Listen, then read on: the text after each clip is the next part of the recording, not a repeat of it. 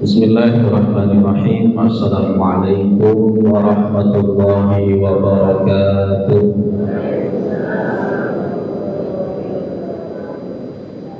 Alhamdulillah, alhamdulillahi wahdahu la syarikalah, wassalatu wassalamu ala rasulillah Sayyidina wa nabiyina Muhammad ibn Abdillah wa ala alihi wa sahbihi wa mawalah wa tabi'a sunnatah wa salaka manhajah ila yaumil qiyamah. Amma ba'du, fa ya rabbi zidni ilma warzuqni fahma.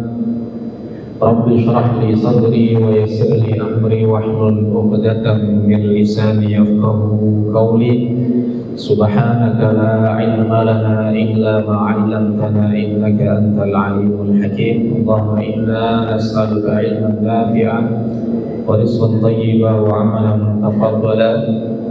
Allahumma inna na'udzubika min qalbin la yakhsha wa du'a'in la yusma' wa 'ilmin la yanfa' wa 'amalin la yurfa' wa nafsin la tashba'.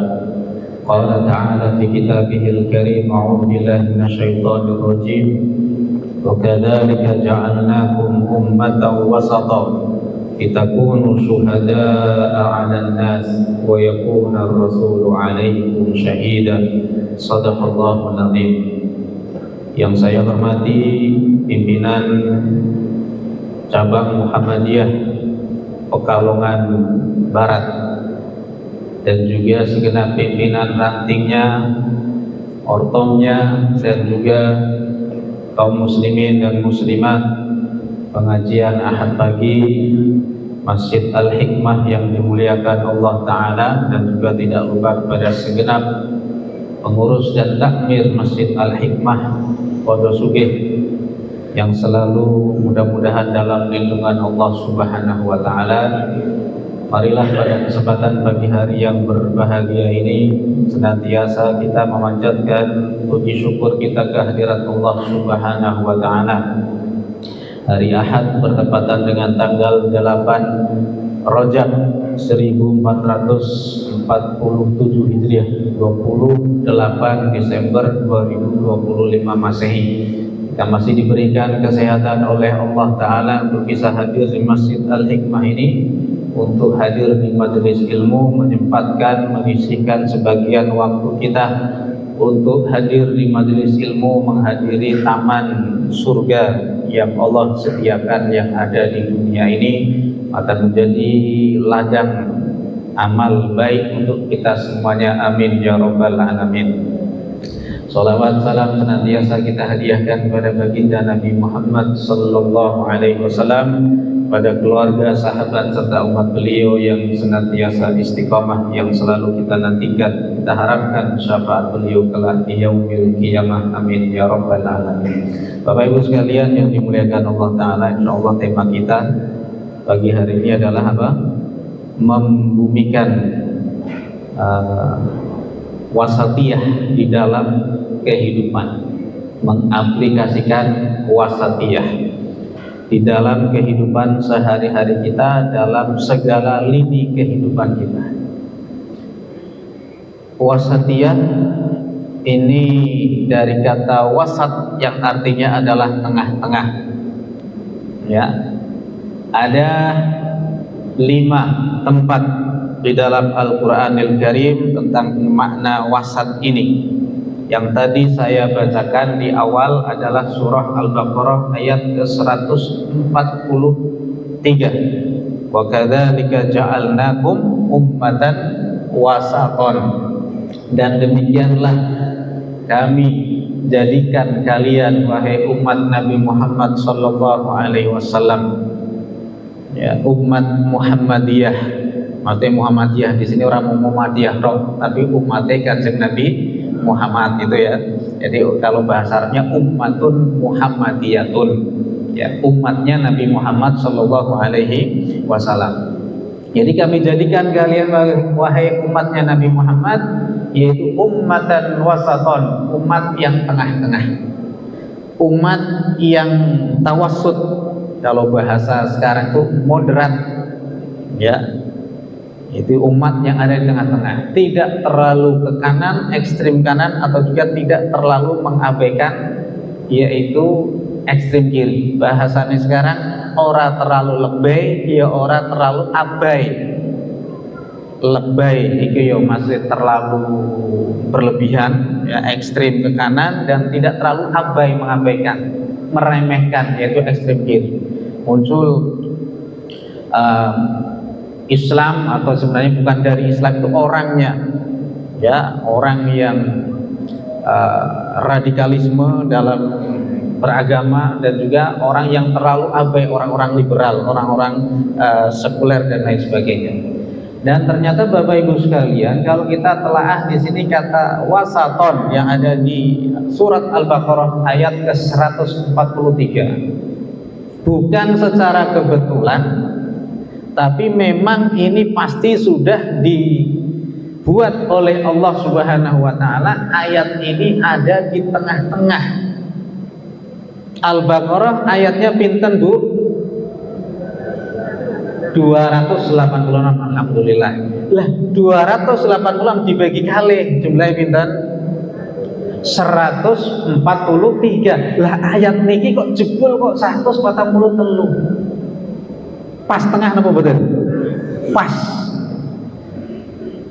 Ya, ini pas ada di tengah, ada di awal juz yang kedua itu ya.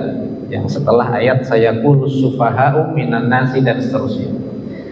Jadi Bapak Ibu sekalian yang dimuliakan Allah Ta'ala, ini bukan bukan kebetulan, tapi ini adalah ijaznya Al-Quran, yaitu Al-Quran mempunyai mukjizat yang terbesar yang Allah berikan kepada Nabi Muhammad SAW.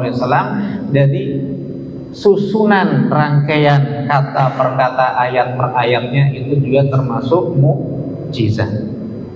Jadi ini ayat 143 itu ada di tengah-tengah ayat, karena Al-Baqarah jumlahnya 286, dan ada kata-kata wasaton, yaitu umat yang tengah-tengah. Ya, nembe ngertos napa pun ngertos saderenge? Nembe ngertos. Makanya alhamdulillah berkah ngaji itu adalah, oh iya ya jebule ket biye maca jebule tembe ngerti bahwasanya kata wasaton tengah-tengah, ternyata ayat yang bunyinya wasaton, umatan wasaton juga di tengah-tengah surat Al-Baqarah ayatnya 143. Nah, Bapak Ibu sekalian yang dimuliakan Allah Subhanahu wa Ta'ala, jadi makna ummatan wasaton itu adalah, kata Ibnu Katsir, adalah umat ay khiyaron, umat yang terbaik. Ada satu makalah ya, atau di sini pernah katanya hadis, tapi hadisnya lemah, lebih populer ini sebagai makalahnya seorang ulama namanya Mutarrif bin Abdillah. Khairul umuri awsatuha, sebaik-baik perkara itu ada di tengah-tengah. Jadi tengah-tengah di sini antara yang berlebihan dengan antara yang mengabaikan, kita ada di tengah-tengahnya. Jadi Bapak Ibu sekalian, orang yang terbaik itu adalah orang yang ada di tengah. Jalan yang terbaik maksudnya adalah jalan yang alternatif. Yang terbaik adalah jalan yang simpel tapi mudah menyampaikan pada tujuan. Salah satu hadis Nabi SAW yang bunyinya al-walidani awsatu abwabil jannah. Kedua orang tua itu adalah pintu surga yang paling tengah. Ada seorang ibu-ibu selama hidupnya qadarullah tidak punya atau tidak dia sampai seumur hidupnya orang dibujuk seumur hidupnya. Jadi belum nggak punya suami. Ya wallah alam, apa kita nggak tahu lah ya, itu masalah beliau punya suami atau enggak. Ini kisah nyata. Akhirnya hidupnya diberikan untuk merawat kedua orang tuanya yang sudah tua renta sampai meninggal dunia, dan sampai tua beliau cuma hidup sendirian di rumah. Dan duwe ayam, makannya ayam pitik gal isuk gal sore, bukan Bu Nyai, bukan Bu Ustadzah, bukan Hafidhoh, bukan siapa-siapa. Ternyata setelah meninggal dunia, itu berapa tahun kemudian, itu makamnya mau dibongkar karena ada mau relokasi, ada pelebaran jalan dan lain sebagainya. Itu bisa nggak? Itu juga banyak di Indonesia itu ternyata jasadnya masih utuh, padahal dudu orang hafal Quran, dudu ustazah, dudu bunyai. Ya, itu karena salah satu amalan yang terbaik yang beliau lakukan adalah apa? Merawat orang tua. Ada lagi kisah orang tua di Jawa Timur, simbah-simbah putri, bukan orang kaya, bukan siapa-siapa. Ketika ada relokasi makam, jasadnya masih utuh sudah sekitar 30 tahun, ya. Dan ternyata kata ponakan-ponakannya, ya, itu katanya dulu Bude itu suka ngasih sama anak yatim, ya. Amalan rutin seperti itu, ya, bukan ustazah, bukan bunyai, bukan siapa-siapa, tapi amalan yang kelihatan sederhana tapi bisa menjadikan orang mulia di sisi Allah Subhanahu wa Ta'ala. Jadi ternyata masuk surga itu sebenarnya tidak harus menjadi seorang ustaz, kan gitu kan. Yang penting kadang orang sekarang pengen terobsesi untuk jadi ustaz. Nah ternyata enggak seperti itu Bapak Ibu sekalian. Silahkan mau jadi apapun, tetapi kita ini diklaim oleh Allah, dikatakan ummatan wasatan, umat yang terbaik. Jadi makna wasat dalam Al-Quran itu identik dengan konotasi yang baik-baik. Kayak di surat Al-Qalam itu dijelaskan, ya, qala awsatuhum alam aqul lakum laula tusabbihun. Orang yang terbaik, ada kisah dulu di surat Al-Qalam itu dijelaskan. Ada orang tua suka sedekah kalau panen, ya, ini panen, ada yang mengatakan ini tanamannya anggur atau apalah. Itu sepertiganya itu disedekahkan ke orang fakir miskin. Jadi bukan lagi 10% atau 5% hasil pertanian, tapi langsung 33%-nya. Ya, ini disedekahkan kepada fakir miskin. Sepertiganya buat makan, sepertiganya buat simpenan hasilnya. Kemudian ketika mau menjelang nih ajalnya datang, dia berwasiat kepada anaknya. Nah, nanti kalau bapak meninggal, tolong kebiasaan bapak itu dilanjutkan. Maka kata anaknya, "Nggih, Pak." Tapi ternyata tidak dilanjutkan, eman. Akhirnya apa yang terjadi? Niatnya mau ngirit, malah ternyata ini ngorot, malah boros. Malam hari kena petir menyambar, dan semua tanamannya yang hampir mau dipanen besok harinya sudah rata dengan tanah dan sudah menjadi hitam legam, ya, fatafa 'alaiha ta'ifum mir rabbika wa hum naim. Nah, ini disebutkan ada qala ausatuhum, ayat ke-28. Yang terbaik dari mereka, anak-anaknya itu, ausat itu adalah yang terbaik, yaitu ai khairuhum, ai khiyaruhum, orang yang terbaik dari mereka. Kenapa kalian tidak bertasbih? Bertasbih di sini artinya bisa berarti banyak-banyak sholat, kemudian juga di sini mengaplikasikan dengan sedekah dan lain sebagainya. Dan ini kenapa tidak dilakukan seperti itu, seperti orang tua kita dulu berwasiat. Maka inilah sebenarnya pada dasarnya orang yang pelit itu sebenarnya menghancurkan investasi dia sendiri. Makanya dalam Islam, nek bingung, ya, cara berinvestasi, wis sing penting sumbangke neng masjid, misalkan neng Masjid Al-Hikmah. Bingung Pak dodol apa, wis insyaallah orang dengan bersedekah di jalan Allah itu salah satu bertransaksi dengan Allah Subhanahu wa Ta'ala. Jamaah sekalian yang dimuliakan Allah Ta'ala, jadi wasat ini secara bahasa adalah tengah-tengah atau yang terbaik.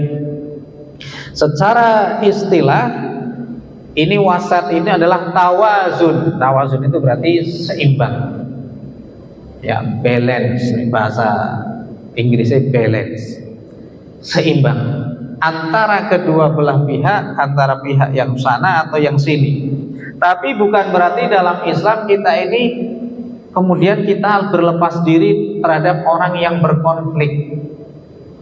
Ayo, aku rapa belo sopo-sopo, aku rambelo gai, itu juga tidak dibenarkan. Kalau tidak sudah dipelajari duduk perkaranya, masalahnya mana yang dekat kepada kebenaran, mana yang dekat dengan yang salah, maka kita harus berpihak kepada yang benar. Di surah Al-Hujurat dijelaskan, wa in ta'ifatani minal mu'minina iqtatalu fa aslihu bainahuma. Kalau ada dua kelompok umat Islam, kaum mukmin ini bertikai, maka damaikan. Fa in bagat ihdahuma 'alal ukhra faqatilul lati tabghi. Kalau ada yang melampaui batas, masing salah, maka perangi. Perangi di sini berarti deleke. Ini menunjukkan bahwa tidak ada dalam suatu kebenaran dan kesalahan kita kemudian netral. Aku yo orang belo sopo-sopo, malah sing bener malah tersinggung, kayak gitu. Makanya harus tegas. Kalau sudah jelas duduk perkaranya, kita nggak boleh kemudian etok-etok gaya tengah-tengah. Saya di tengah-tengah saja enggak, tetap di tengah-tengah, tetapi harus didudukkan, diputuskan sesuai dengan kebenarannya yang ada. Itulah mana umatan wasaton, tidak perlu kemudian tengah-tengah terus, tidak membela kemana-mana, tetapi harus dibela mana yang benar. Nah, jamaah sekalian yang dimuliakan Allah Subhanahu wa taala, jadi dalam istilah syariat wasaton itu adalah atau al-wasatiyah ya. Kalau dalam bahasa kerennya moderasi lah ya. Itu syar'an secara syariat adalah al-i'tidal wat tawazunu baina amrayn ad-dharafain. Jadi berada di tengah-tengah ya, di antara kedua belah pihak, antara dua perkara, baik itu yang melebih-lebihkan atau yang merendahkan, yang hulu dengan yang taksir. Nabi SAW pernah bersabda, la tutruni kama atratin nasara al-masih ibna Maryam. Jangan kalian menggulu, melebih-lebihkan diriku sebagaimana orang-orang Nasrani melebihkan yaitu Isa bin Maryam. Jadi orang Nasrani itu terlalu melebihkan Isa bin Maryam, tapi orang Yahudi terlalu merendahkan Isa bin Maryam. Umat Islam itu ada di tengah-tengahnya Bapak Ibu sekalian. Jadi tidak terlalu melebihkan, juga tidak merendahkan seperti orang Yahudi. Kalau kata orang Nasrani, Nabi Isa itu adalah putra Allah. Kalau kata orang Yahudi, Nabi Isa itu anak hasil zina. Karena itu orang Yahudi, jangankan Nabi Isa, Nabi Sulaiman saja dianggap sebagai tukang sihir. Ini orang Yahudi. Tidak semua Nabi mereka angkat derajatnya. Inilah karakter orang Yahudi. Orang Nasrani melebihkan Isa bin Maryam. Kemarin ada, kalau kita berbicara wasatiyah, ya ini tanggal 28, ada kemarin 25 perayaan Natal itu kan. Di tengah-tengah beragaman di sini, maka kita mengatakan lakum dinukum waliyadin, ini sudah selesai. Tanpa kita harus mengucapkan selamat Natal kepada saudara kita atau teman-teman kita, tetangga kita yang sedang merayakannya. Jadi bahkan sebenarnya Bapak Ibu sekalian, orang Yahudi sendiri sebenarnya tidak mengucapkan itu. Jenengan ngertos, orang Yahudi ki gelem sholat sembahyang lah. Kalau di masjid dia masih mau. Misalkan ya ono wong Yahudi mampir Masjid Al-Hikmah, aku Pak numpang sembahyang ning kene entuk apa ora? Entuk napa mboten Pak takmir Al-Hikmah? Misalkan Pak Sugeng misalkan, aku Pak mampir sedelok ning Al-Hikmah Pak, salate wong Yahudi. Salate madhepe ning Baitul Maqdis gitu kan.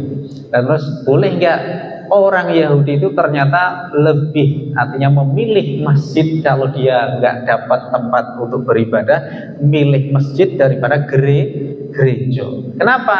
Karena gereja itu penuh dengan ornamen, patung-patung. Orang Yahudi enggak mau kayak gitu. Ya, makanya ini kalau dia ke gereja dia nggak mau. Ya, satu ini kalau masjid dia masih mau. Hukum orang non muslim masuk masjid itu juga selain bukan dari Masjidil Haram itu diperbolehkan, apalagi Masjid Al-Hikmah. Sopo ngerti terinspirasi dengan imam-imam Masjid Al-Hikmah sing suarane merdu mendayu-dayu, wonge bisa masuk Islam. Amin Allahumma amin. Ya, kayak di Malaysia itu masjid menjadi destinasi wisata.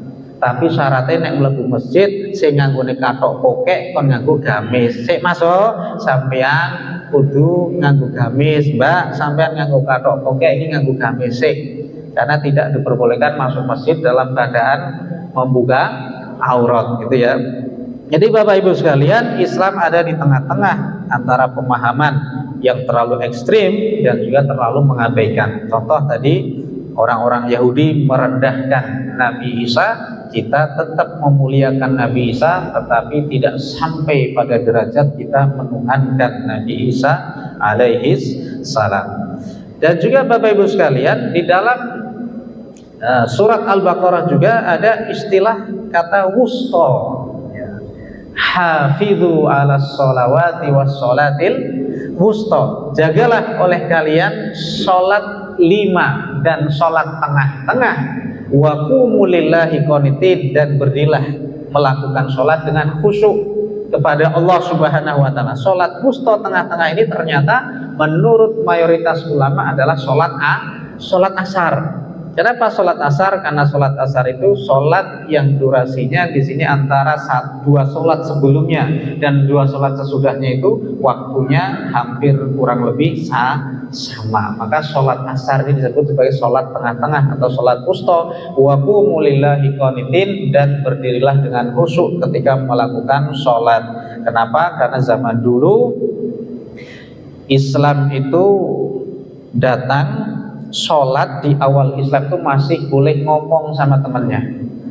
Ya, jadi pertama kali itu kayak orang tawaf. Illa anakum tatakallamuna fi, kalau wong tawaf iku ndongeng karo kancane isih kena, tapi nek sholat gak boleh. Tapi kata Imam Syafi'i, nek ndongenge klalen ora batal. Apa wong sholat klalen dongeng misalkan, ono kancane wahing alhamdulillah yarhamukallah, nek alhamdulillah si entuk, tapi yarhamukallah yang tidak boleh. Ya kalau yang bersin alhamdulillah masih diperbolehkan, tapi mendoakan yarhamukallah itu yang sudah tidak boleh. Nah klalen Pak, karang biasa ndongake yarhamukallah, kancane alhamdulillah mengucap yarhamukallah. Kata Imam Syafi'i kalau lupa tidak batal, tapi kalau kata Imam Abu Hanifah ini tetap batal secara mutlak. Jadi itu beda. Bahkan kalau kita berbicara dalam mazhab Syafi'i itu ada sebagian mengatakan subhanallah mengingatkan imam itu harus diniatkan, tidak hanya mengingatkan imam tapi juga berzikir kepada Allah. Kalau sekedar mengingatkan ada yang mengatakan batal. Tapi jenenge wong refleks makmumnya imam lalen langsung subhanallah. Kadang imame wis kedarong tangi rakaat kedua ya dikirani kudu tasyahud awal, karang orang ngerti makmume subhanallah terus. Lah imame kadung ngadeg kok bali meneh, tasyahud awal hukumnya cuman sunnah. Nah itu jadi subhanallah malah rapisan itu terus subhanallah subhanallah subhanallah. Nah itu. Jadi itu malah tidak boleh. Artinya imam itu tetap disesuaikan, dibiarkan keyakinannya dia. Kalau misalkan orang itu ya lupa, nanti gampang, oh ternyata kok kurang setunggal, kurang 2 misalkan. Karena kan dalam sholat itu kadang lupa. Yang pernah kita bahas dulu ketika pengajian pagi di sini, ada setan namanya khonzab yang suka menggoda orang sholat, ya kan? Sholat itu rokaat ping piro lalen. Makanya kata ulama ahli fikih, kalau lebihnya 1 kali dari sholat 4 rakaat, lebih 1 kali sholat 5 rakaat masih sah, lebih 2 kali masih sah, lebih 3 kali masih sah. Punjule kok ping 4 ora sah meneh. Soalnya mosok punjul nganti 100%, maka enggak sah, ya kan? Jadi itu, tapi mosok wong kok nganti lebih 2, 3 gitu kok enggak lah. Kalau lebih sekali mungkin iya, tapi kalau lebih dari 1 kali kayaknya enggak. Itu secara fikih memang kalau lebih jangan sampai 100%. Nah Bapak Ibu sekalian yang dimuliakan Allah Ta'ala, jadi itu dulu sholat boleh ngobrol, tapi setelah itu turun ayat surat Al-Baqarah 238, itu kemudian sholat tidak boleh lagi orang itu berbicara dengan temannya. Nah jemaah sekalian, kemudian berbicara tentang masalah, ada satu hadis Nabi Shallallahu Alaihi Wasallam berbicara tentang wasat juga, tengah-tengah juga. Ternyata di surga itu di besok di akhirat ada yang namanya surga itu ada di tengah-tengah. Surga yang paling strategis. Dan ini surga yang paling tinggi, yaitu surga Firdaus. Nabi bersabda, "Idza sa'altumullaha fas'aluhu al-firdaus al-a'la." Ya, fas'aluhu al-firdaus. Apabila kalian minta kepada Allah surga, maka mintalah kepadanya surga Firdaus. Fa innahu awsatul jannah wa a'lal jannah. Karena sesungguhnya Firdaus itu surga yang paling tengah dan surga yang paling tinggi. Tengah paling tinggi. Diibaratkan ini seperti ada kubah ini kan, ini surga itu berbentuknya seperti bulatan. Ada dalam sebuah hadis itu ada di tengah-tengahnya Firdaus, ada di atas dan paling tengah. Wa minhu tufajjaru anharul jannah, dan darinya sungai-sungai surga itu dialirkan. Ini menunjukkan bahwa kalimat ausat dalam bahasa Arab, dalam istilah Al-Quran dan hadis itu adalah makna yang terbaik, yang tengah-tengah, yang paling tinggi, yang paling mulia. Dan termasuk jadi muslim yang ausat ini adalah yang moderat, yaitu adalah muslim yang terbaik sebagaimana disebutkan banyak di dalam riwayat. Kemudian ada beberapa contoh, misalkan Bapak Ibu sekalian ya, seperti contoh-contoh wasatiyah atau moderasi di sini ya. Tapi moderasi juga jangan kebablasan. Kan tadi saya bilang jangan terlalu ke kanan ekstrem, juga tidak terlalu ke kiri. Moderasi beragama, kemudian Natalan bareng neng gereja. Ya. Masih ada nggak ini? Ya masih ada zaman sekarang. Kalau dulu sempat viralan Natalan bareng neng gereja. Sing siji doa bersama ini ya. Jadi ada itu dengan istilah, dengan alasan moderasi beragama. Ini berarti kebablasan terlalu ke kiri kan gitu ya. Jadi di sini Bapak Ibu sekalian contoh ya wasatiyah moderasi beragama. Contohnya dalam istilah dalam hadis tadi dikatakan ada, meskipun ini ulama mengatakan ini bukan hadis Nabi ya, lebih kepada perkataan seorang tabi'in Mutarrif bin Abdillah, khairul umur awsatuha, sebaik-baik perkara itu adalah yang tengah-tengah. Tapi kalau berbicara ada konteks-konteks tertentu ya, tengah itu ya bukan terbaik juga ada. Contoh sholat shaf yang terbaik jadi yang di depan kan gitu ya, yang di tengah oke lah di sini. Dari tengah-tengah ya berarti kalau laki-laki sebaik-baik shaf yang paling depan, yang paling tidak baik yang paling belakang kan gitu ya. Nah kalau ibu-ibu itu yang paling belakang ya. Kemudian Nabi Muhammad SAW bersabda, Innallaha lam yab'atsni mu'annitan. Sesungguhnya Allah tidak mengutusku menjadi orang yang keras, ya, orang yang betul-betul galak. Enggak. Dakwah Nabi itu paling sukses dakwah bilhal, dengan akhlaknya Nabi SAW. Innama ba'atsani mu'alliman muyassiran. Akan tetapi Allah mengutusku menjadi seorang guru dan juga menjadi orang yang memudahkan urusan umatku. Jadi ini hadis riwayat Muslim. Nabi itu tidak galak. Ya, galaknya Nabi itu ketika kalau hukum Allah ini dilanggar, atau ketika kelihatan galak ketika khutbah saja. Itu pun khutbahnya paling cuman sebentar. Lah nek khutbahe 20 menit galak terus misalkan. Ya, ini makanya khotib itu punya kendali yang sangat strategis. Ono jamaah dolanan HP dileke. Ya. Saya pernah kalau saya jadi khotib mesti tak ingatkan kepada para jamaah yang masih main HP, tolong HP-nya off dulu. Kalau tak tambahin ini Pak, insya Allah khutbah saya tidak lama Pak. Jadi jenengan nggak usah khawatir, kayak gituin. Jadi akhirnya langsung ditutup HP ini. Tapi yo ono sing dolanan HP neng jopo yo isi ono baik. Kadang tak pikir teko Jumatan sholat jamaah pisan tok seminggu ya sholat Jumat. Iya sholat Jumat ya tekone keri, ya dolanan HP, ya jamaah ya pisan kowe tok sholat Jumat orang ngrungokne khutbah.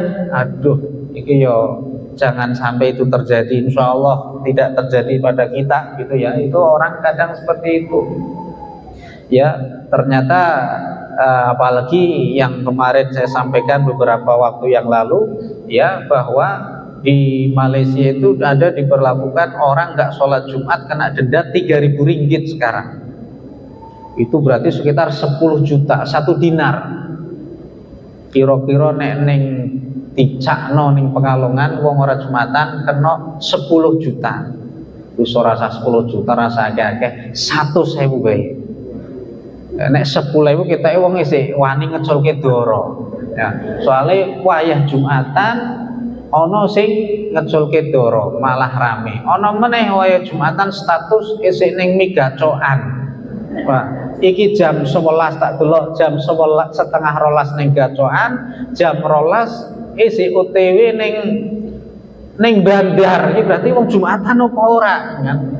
Pak Muni status yang kemarin kok ono tanggale misalkan ya. Jadi itu karena seperti itu.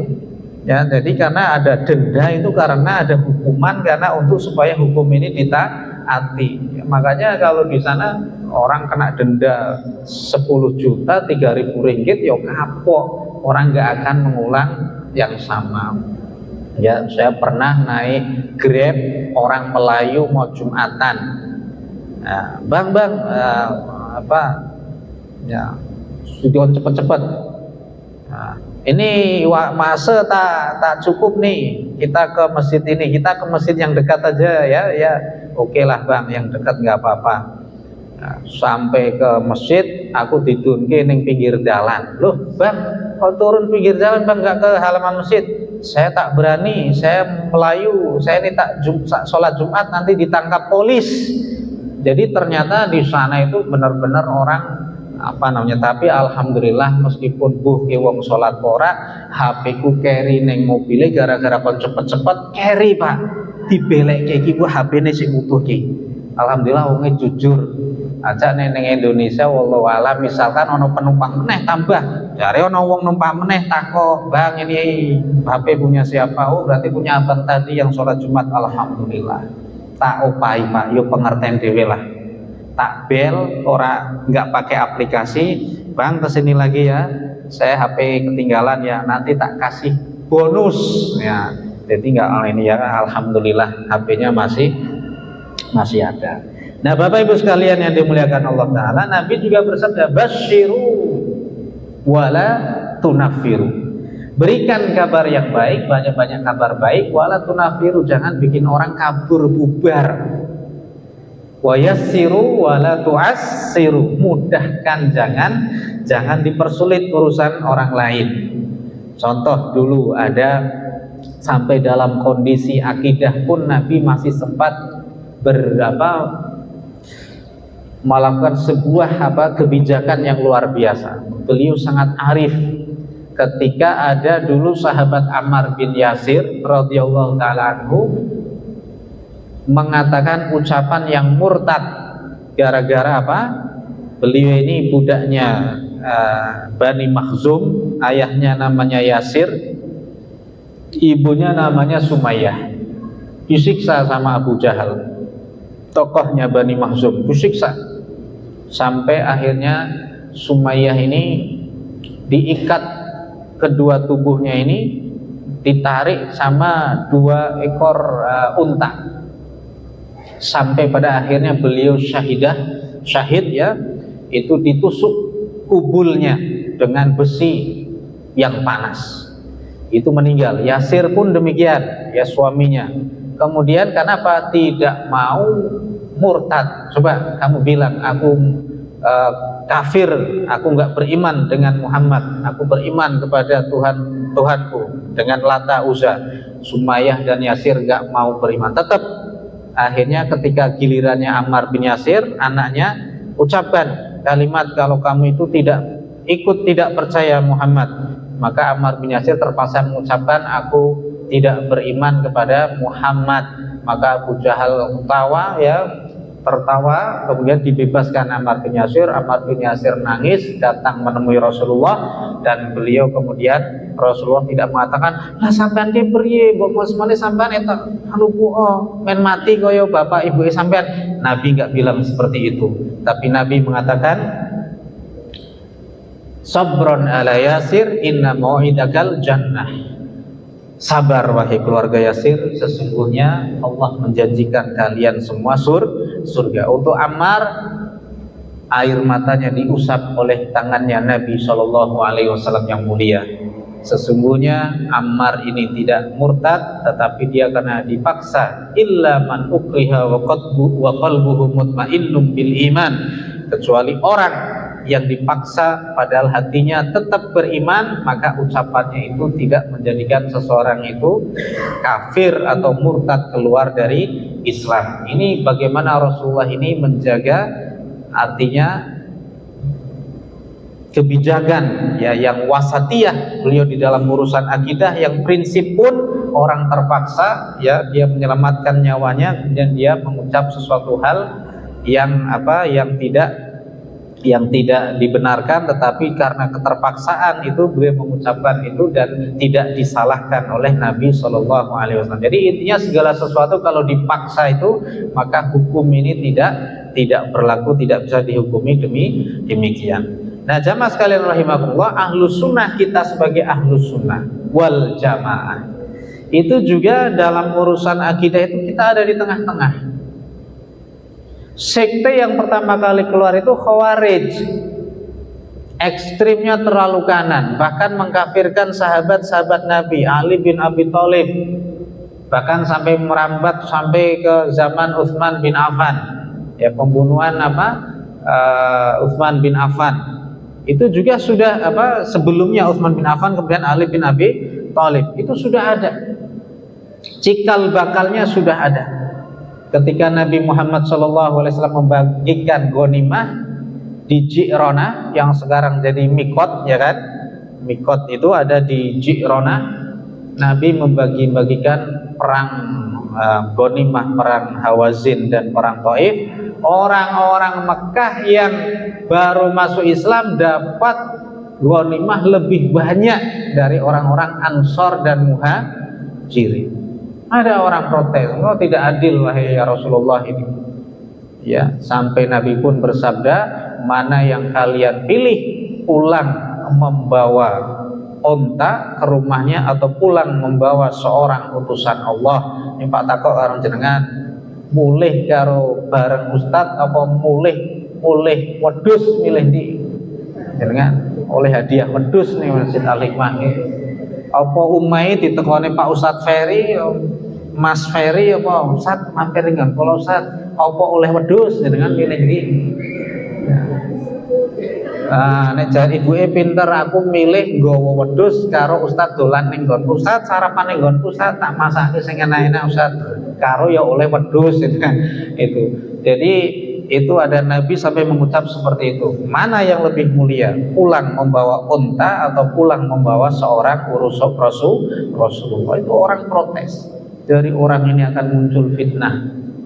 Khawarij mudah mengkafirkan sesama muslim. Bahkan kata orang Khawarij, orang yang melakukan dosa besar, mukmin yang melakukan dosa besar, dia kafir.